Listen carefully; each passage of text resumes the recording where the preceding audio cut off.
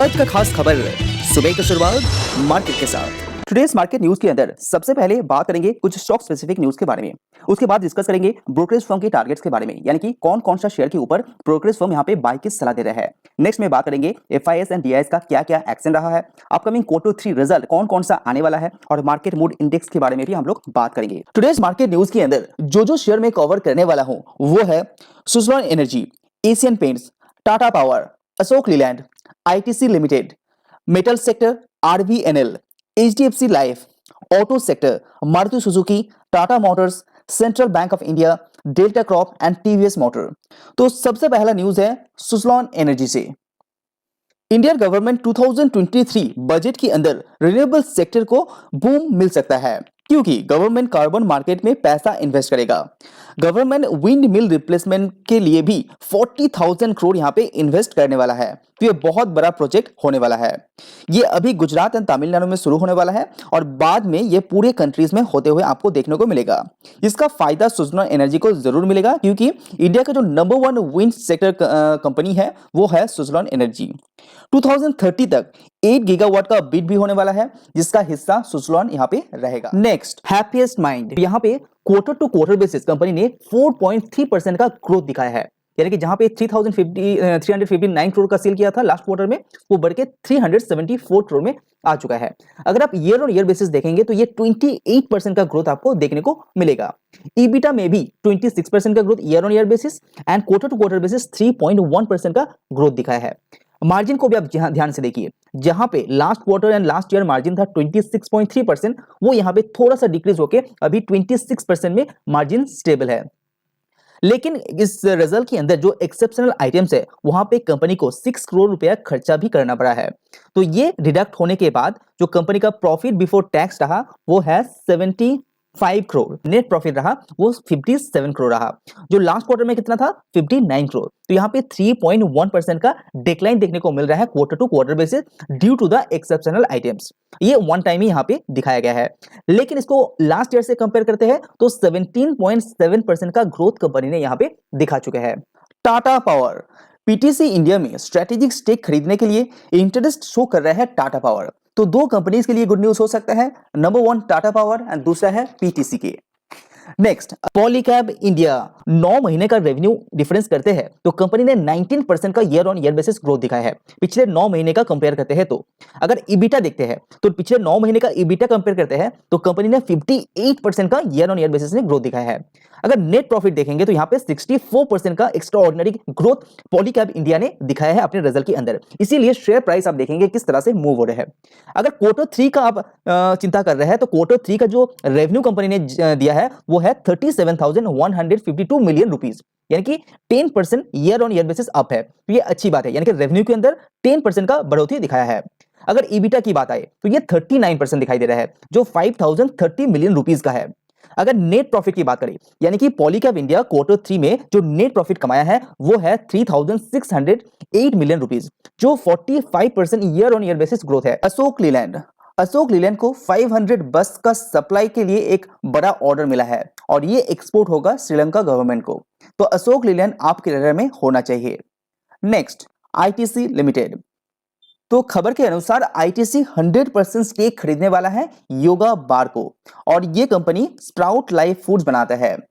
ITC limited 47.5% जो stake खरीदेगा वो 255 करोड़ में डील किया जाएगा, और दूसरा जो खरीदेगा वो 39.4% जो 175 करोड़ में किया जाएगा, और ये 15 फेब को होने वाला है। और रिमेन जो 80 करोड़ इन्फ्यूज करेगा वो 2025 में करेगा। और आईटीसी ने बाइंडिंग टर्म शीट यहां पे साइन किया है, जिसकी वजह से मनी और स्टेक का जो ट्रांजैक्शन है वो बाद में भी करता है तो चलता है। तो ये बहुत बड़ा पॉजिटिव न्यूज है आईटीसी लिमिटेड के लिए। और आईटीसी का जो नेटवर्क है वो बहुत अच्छा होने के कारण योगा बार का जो प्रोडक्ट है उसका सेल के अंदर एक बढ़ोतरी आपको देखने को जरूर मिलेगा। और 2023 में ऐसा मानना है कि योगा बार का जो सेल है वो 100 करोड़ यहाँ पे क्रॉस होने वाला है। Next, HDFC life. तो एचडीएफसी लाइफ एक अप्रूवल के लिए यहाँ पे इंतजार कर रहा है, जो अप्रूवल आएगा IRDAI के द्वारा, और ये अप्रूवल मिलने के बाद कंपनी क्रिटिकल इलनेस का जो कामकाज है वो कवर कर पाएगा एचडीएफसी लाइफ। तो एचडीएफसी लाइफ के लिए एक पॉजिटिव न्यूज आ सकता है, वो भी बहुत जल्दी। Next, Asian paints. Asian paints का क्वार्टर 3 का जो रिजल्ट वो बहुत जल्दी आने वाला है, लेकिन अर्निंग पोल के अनुसार यानी कि एक्सपर्ट की माने तो कंपनी का जो रेवेन्यू है वो 11.2% अप हो सकता है ईयर ऑन ईयर बेसिस। अगर आप क्वार्टर टू क्वार्टर देखेंगे तो ये 12% का अपसाइड आपको देखने को मिल सकता है। नेट प्रॉफिट करीब करीब 14% अपसाइड रहेगा ईयर ऑन ईयर बेसिस, लेकिन क्वार्टर टू क्वार्टर बेसिस ये नेट प्रॉफिट जो रहेगा वो 47% अप हो सकता है। मार्जिन के अंदर थोड़ा सा गिरावट आपको देखने को मिल सकता है और एनालिस्ट के अनुसार 44% पब्लिक यहाँ पे बाय की सलाह दे रहा है एशियन पेंट्स के अंदर। अगर होल्ड की माने तो 29% एंड सेल 27% रिकमेंड यहाँ पे कर मार्केट के अंदर एक्टिव एंड अपडेट रहना है तो मैं इस चैनल के माध्यम से हर मार्केट डेज में सुबह 9 बजे share market related news provide करता रहूंगा, तो प्लीज चैनल को फॉलो कीजिए और अपडेट रहिए मार्केट के अंदर।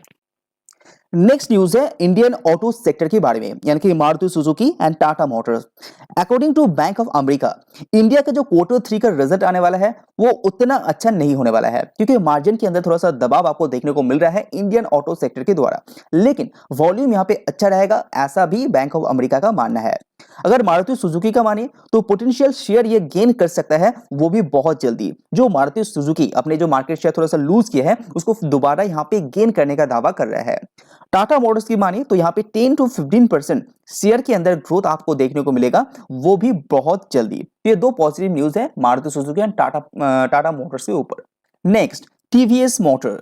टीवीएस मोटर ने 1000 करोड़ इन्वेस्ट जो करने वाला था ईवी सेक्टर के अंदर वो कंप्लीट हो चुका है और कंपनी का कहना है कि ईवी मार्केट के अंदर डिमांड बहुत ही ज्यादा है और लास्ट 3 महीने में 10,000 iQube कंपनी ने सेल किया है, वो भी ईच मंथ, और कंपनी का ईवी सेक्टर के अंदर वॉल्यूम लगातार यहाँ पे इंक्रीज हो रहा है।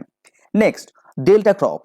क्वार्टर 3 का रिजल्ट डेल्टा क्रॉप का आ चुका है और कंपनी की जो नेट प्रॉफिट है वो 21% अप है, जो ईयर ऑन ईयर बेसिस देखने को मिल रहा है। अगर आप रेवेन्यू की माने तो 10.6% अपसाइड है ईयर ऑन ईयर बेसिस, लेकिन कंपनी का जो मार्जिन है यानी कि डेल्टा क्रॉप का जो मार्जिन है वो 5% फॉल हो चुका है year on year basis. Next, central bank of India. Central bank of India का क्वार्टर 3 का रिजल्ट आ चुका है और कंपनी का नेट प्रॉफिट यहां पे 64% अपसाइड है year on year basis. Company का नेट इंटरेस्ट इनकम 20% अपसाइड है ईयर ऑन ईयर बेसिस और ग्रॉस एनपीए 8.85% का रहा, जो नेगेटिव न्यूज है। कंपनी का नेट एनपीए भी यहां पे कम हुआ है, इंप्रूव हुआ है, लेकिन ये अभी भी 2.09% का है। Next, Indian metal sector. तो अगर आपके पास कोई भी मेटल शेयर है तो सीएलएसए की मुताबिक कुछ टारगेट के बारे में आपको जान लेना चाहिए, जैसे कि टाटा स्टील के बारे में सीएलएसए का मानना है कि आउट परफॉर्म करेगा और टारगेट दे रहा है 130 का। जेएसपीएल अंडर परफॉर्म करेगा और टारगेट है 610 का। हिंडाल्को के अंदर बाय की सलाह दे रहे हैं और टारगेट है 580 का। जेएसडब्ल्यू स्टील सेल की सलाह दे रहा है, यानी कि आपको सेल कर देना चाहिए और टारगेट है 640 का। वेदांता की माने तो ये अंडर परफॉर्म करेगा और टारगेट है 295 का। चाइना के अंदर रीओपनिंग बहुत जल्दी हो रहा है, तो एक अच्छा न्यूज है इंडियन कंपनीज के लिए, और साथ ही साथ ग्राउंड डिमांड यहाँ पे बहुत जल्दी इंप्रूव हो रहा है, यानी कि डोमेस्टिक जो डिमांड है वो यहाँ पे रिबाउंड हो रहा है। तो मेटल सेक्टर के लिए शॉर्ट टर्म के अंदर एक पॉजिटिव आउटलुक दिखाई दे रहा है अकॉर्डिंग टू सीएलएसए। इस वीडियो के जरिए मैं कोशिश करता हूं कि स्टॉक मार्केट रिलेटेड खबर आपके पास पहुंचे और जिससे आपको फायदा मिले। तो वीडियो रिलेटेड कोई भी सजेशन होगा तो आप प्लीज कमेंट में बताइए, तो मैं कोशिश करूंगा उस पर्टिकुलर पॉइंट में काम करने का। कोई भी सलाह हो, कोई भी चेंजेस हो जो मेरे को करना चाहिए, तो please comment. Next, RVNL. RVNL को दो प्रोजेक्ट्स यहां पे बहुत जल्दी मिल सकता है, क्योंकि दोनों प्रोजेक्ट्स के लिए सबसे कम जो बोली है वो आरवीएल ने लगाया है। जो सुरात मेट्रो रेल प्रोजेक्ट्स है उसका जो फेज 1 के लिए कंपनी ने यहां पे 673 करोड़ का बोली लगाया है, जो सबसे कम है। और अहमदाबाद रेल जो प्रोजेक्ट है उसका फेज 2 के अंदर 384 करोड़ का बोली लगाया है।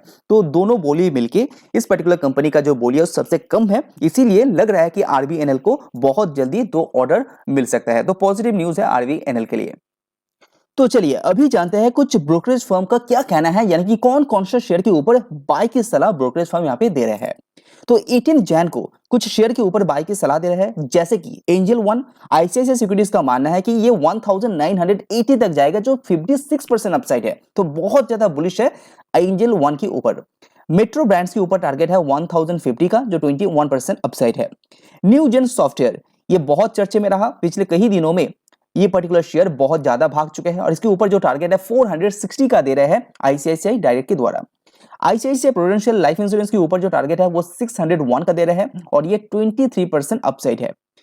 एरिस लाइफ साइंस के ऊपर टारगेट है 780 का, आरपीजी लाइफ साइंस के ऊपर टारगेट है 1100 का, और ये सारे टारगेट विद इन 1 ईयर यानी कि जैन 2024 तक अचीव करेगा, ऐसा ब्रोकरेज फर्म का मानना है।